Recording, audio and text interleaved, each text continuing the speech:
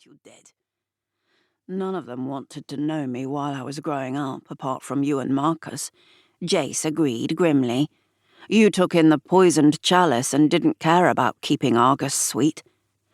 All your little nubile cousins have got wedding rings gleaming in their eyes, Evander warned him, half under his breath.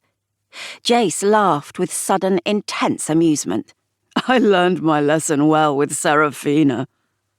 An unexpected smile curved his uncle's mouth.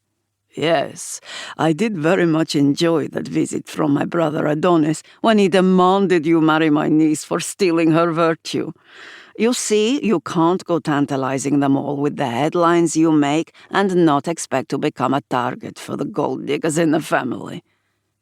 I'm all grown up now and rather more staid.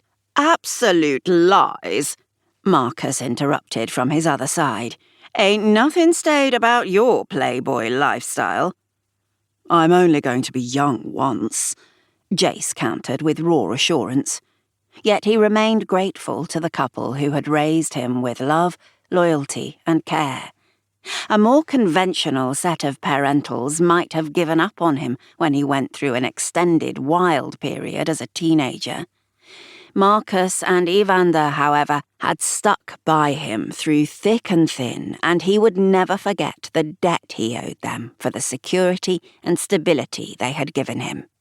But you're heading towards 30 and you've never had a relationship with a woman, Evander quipped. Maybe you'll need to think about that. I don't do relationships. Hell no, Jace thought in horror. He did sex, not relationships. He kept his private life simple and straightforward. Since he had attained adulthood, no dates, no serious discussions with women, and no boundaries had ever featured in his world. He did as he liked, when he liked, and with whom he liked.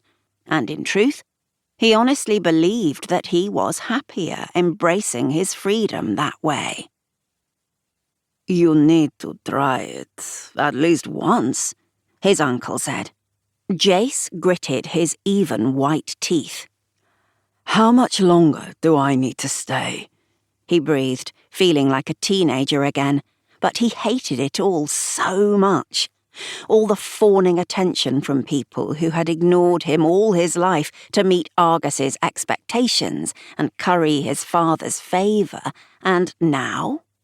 The constant sidewise glances, the supposedly friendly, grieving comments, as if he cared an atom for the father he had hardly known, who had hurt him beyond belief as a child when he'd chosen to punish him for his mother's sins. Speak to your brother before you leave. You don't need to do drinks and chat with the rest of them. You don't owe them anything, his uncle told him. Why should I speak to Domenico? Jace queried in a tone of literal disbelief. He had nothing to do with any of it, and you're the big brother, Evander reminded him dryly. You've never even met him. 5 minutes, Jace. He's the closest relative you have left alive. Make us proud. Please. Jace breathed in slow and deep, rage hurtling through his big, powerful frame at that piece of advice. But then he thought it through for the first time in many years, and his temper receded, because as always there was a lot of logic in Evander's words. Their father was dead now. Maybe there was room for him to look again at that particular relationship. It wasn't his brother's fault that Jace had been rejected, ignored, and threatened with disinheritance. For all he knew, Argos had been a lousy parent to Domenico as well.